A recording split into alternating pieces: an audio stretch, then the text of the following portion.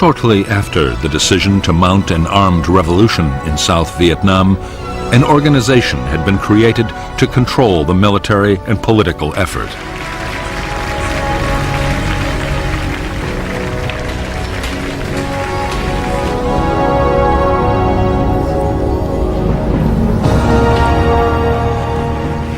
This organization, the National Liberation Front, represented a wide range of political, ethnic, and religious groups.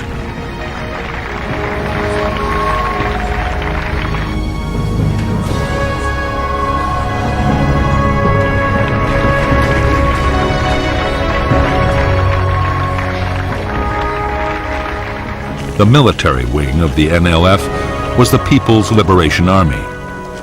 The army included guerrillas who had been sent down from North Vietnam, Viet Minh veterans, and local armed groups.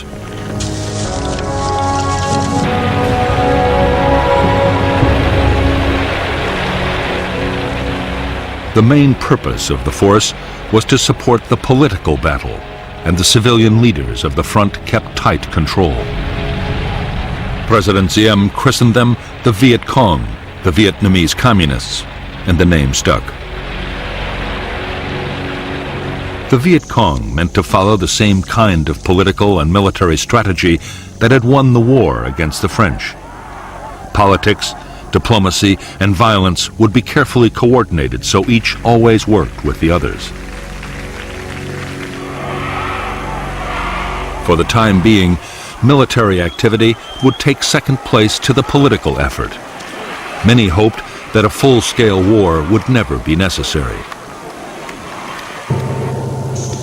Others, particularly those closely connected with the North, saw a military campaign as the key to victory and expected it to pass through 3 critical stages.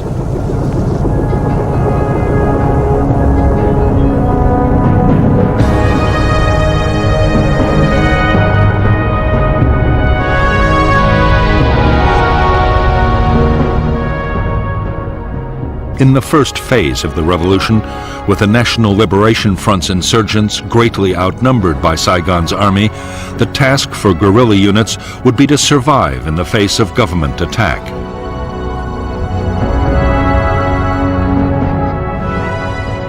Safe base areas would be created as defensive sanctuaries and as springboards for small-scale guerrilla attacks.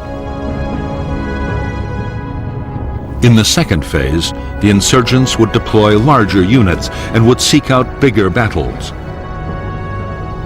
The opposing forces would be more evenly balanced, and under relentless pressure, the enemy would become defensive and static.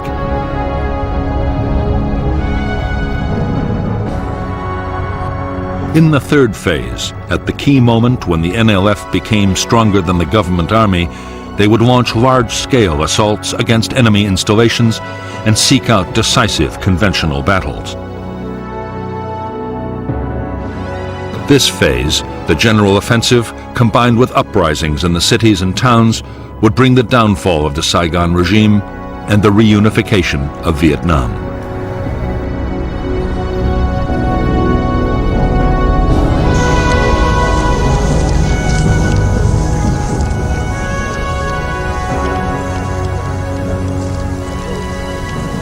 While the revolution was in its early phase, the NLF meant to build up its organization as fast as it possibly could. Political agents founded dozens of associations to bring every kind of support into the movement.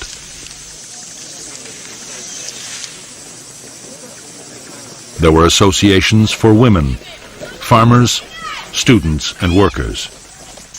In less than 2 years, the front claimed 300,000 members.